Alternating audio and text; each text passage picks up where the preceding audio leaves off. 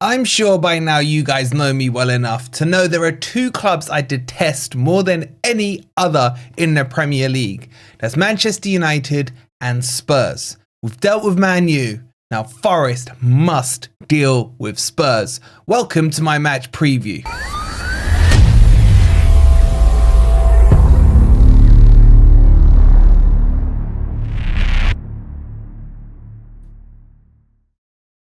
Good morning, good evening, or good night. Hope you guys are doing well, and welcome to the match preview for Forest versus scummy Spurs. If you're enjoying the content, please don't forget to hit that like button. Make sure you're subscribed right here and to our second channel, TFN, as well, the Footy Network. And let's jump into this because, look, okay, I'll tell off the bat, I may call them a few unpleasant names and what have you. I make no apologies in advance, man. I ain't going down this woke angle when it comes to football, rivalries, and everything like that. As a lot of you will know, my brother supports Spurs. We grew up in fisticuffs over Forest Spurs. We used to always beat them. I lost weeks of my life being grounded because of Forest beating Spurs. So I hate them. I have no time for them whatsoever. And now everyone says I look like Ange, which just winds me up even more. So get in the comments, do I look like Ange? I can't do the accent. Anyway, this game is big because we are currently 8 points ahead of Spurs. In fact, every game is big right now. Like draws at the moment for where we are in the league are like losses. That's how important games are. But to beat Spurs and put ourselves, 10, 11 points ahead of them, coming up to the halfway mark, where most people had them in a top 5 finish, is just unreal on where Forest have come. But the opposite can be true as well. That 8-point lead can be down to 5 points. Come what may, I will celebrate the new year knowing that my team is ahead of my brother's team. But by how much is the question? So we're going to break down what the team potentially will be. Now, again, I'll say I haven't seen the team sheets. So don't go overlooking into what I show you guys. I'll just give you my thoughts on it. We'll compare it to obviously what happened in the Brentford game. But I just want to touch on Spurs. Spurs are an enigma right now. It's always a goal fest when they play. There's goals left, right, and centre. You got Ange, who, as much as I hate Spurs, I kind of do like his interviews. I gotta say, I find them quite entertaining. But Spurs play this high-line football that their fan base is growing to hate. They play with 2 defenders. They send their fullbacks high up the pitch or invert them into the midfield, and it causes chaos at the back. They're missing their so-called best 2 defenders in Van der Vaart and or Van der Ven even. Van der Vaart was an old Spurs player. And in Romero as well, who I don't rate anyway. And their keeper Vicario is injured, so they got Fraser Forster, or Fosters by the way he's been defending lately, or goalkeeping, in goal. So it's a good time to play Spurs. They just held 6 to Liverpool. They had a 3-goal lead against Man United in the cup midweek, and they nearly blew that and ended up winning it like 4-3 or wherever it was. But it's unpredictable, which makes it harder to feel how this game can go. They have 2 danger men for me. One is Kulusevski. I think probably this season he's been their best player in my opinion. And the other player that's come into form is our very own Jed Spence. He's playing on the wrong side, even though he did it a few times at Forest, over on the left-hand side. And I think he will start again, and he's been causing some issues. However, Jed Spence is Jed Spence. And even at Forest, I thought sometimes he was over-attacking and would leave holes in behind, which for us was fine because if you remember, in our back 3 back then, Worrell would step out to the right-hand side, protect the space, etc. And it was in the Championship as well. Whereas what Spurs do with their back 4, it ends up being a back 2 with the wingers long gone into the distance, and that creates craters of space. This game, on paper, should fully suit Nuno's tactics. Nuno should be salivating at this one. It should suit Steve Cooper's tactics as well. But Forest were unable, either under Nuno or under Cooper, to get a result against Spurs. We haven't even taken a point from them since we've got back. Nuno, you must, man. You've done everything for me this season. There is a couple of boxes left to tick. And this Spurs one is a huge one for me. So let's go and have a look at the team sheet and I'll talk you through what I think is going to happen and some scenarios. Alrighty then, so let's have a look at this together. And Nuno's had his presser. Again, he was asked on injuries and things, and he basically said we're assessing, which, reading between the lines, so far I haven't heard of anything, but I don't know. My guess is most players are pretty much fit from the squad we saw against Brentford.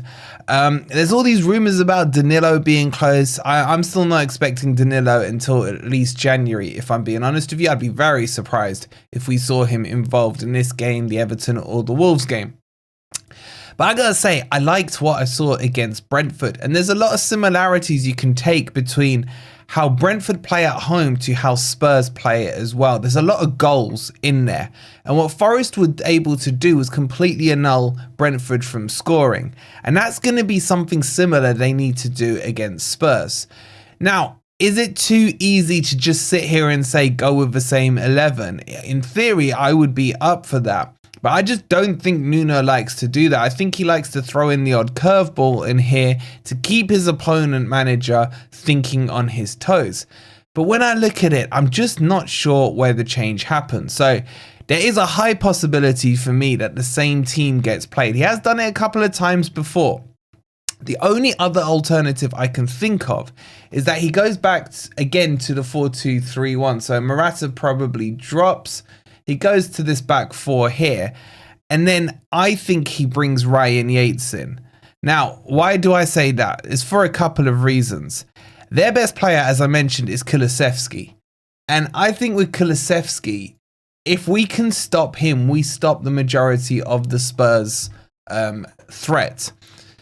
So I think that might be tempting for him. However, Kulusevski can either play in the 10 or on the right-hand side. Anderson tends to operate on that left-hand side. So bringing Yates in just to man-mark Kulusevski is not a bad idea in my opinion, but I don't know if it would cause imbalance into our midfield, which in my opinion still needs a bit of work on it. So that is one option. Now, the other option, and before we go on, let me just remind you guys, Morgan Gibbs-White is not suspended. I've spoken to the club, they've confirmed that he is able to be selected. Because of the red card against Brighton, it basically resets it. So you don't have to worry about Morgan Gibbs-White. Dominguez definitely out because he picked up the yellow against Brentford. So he's not an option. So you almost look at this and you feel that Nuno's options are already slightly limited in terms of what he can do into the midfield. And because of that, maybe it makes more sense to start with the team we had against Brentford and then have an option off the bench. And the reason I'm saying that is because if he starts with Ryan Yates there, who is really left who can come on as a central midfielder apart from maybe Ward-Prowse? And he hasn't really done much. I mean, I wouldn't be surprised if his loan gets terminated in January. So my gut feeling says Nuno's going to start the same team. Now, you could make a case for Taiwo starting over Wadinho. I'm not saying that Wadinho needs dropping, but I'm just keeping that rotation going and adding a different element into what Postecoglou would expect. So that could be an option, and then bring Wadinho on 65 minutes in when the Spurs defense are tired.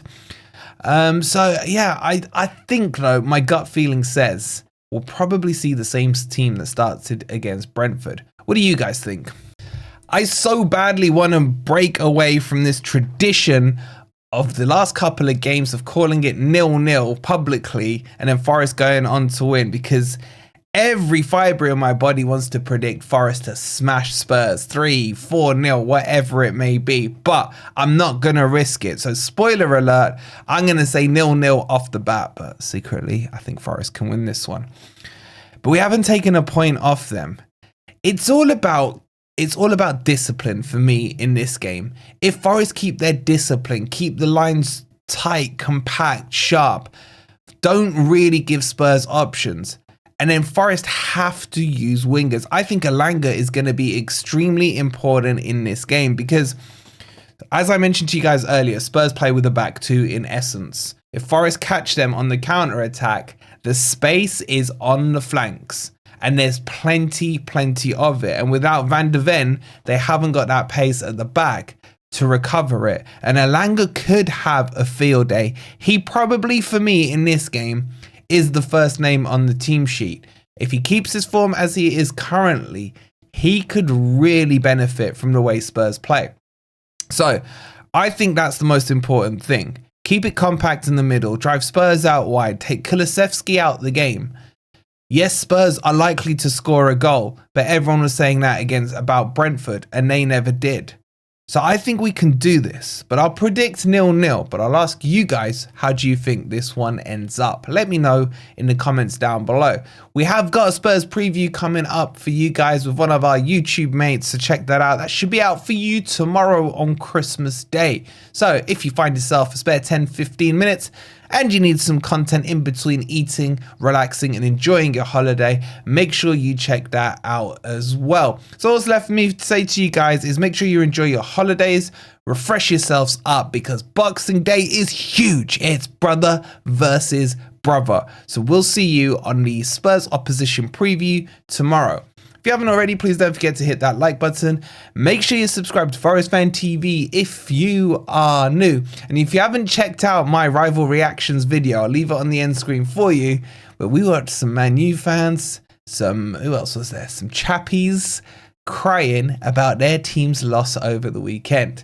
We'll see you on the next video. Come on, you Reds.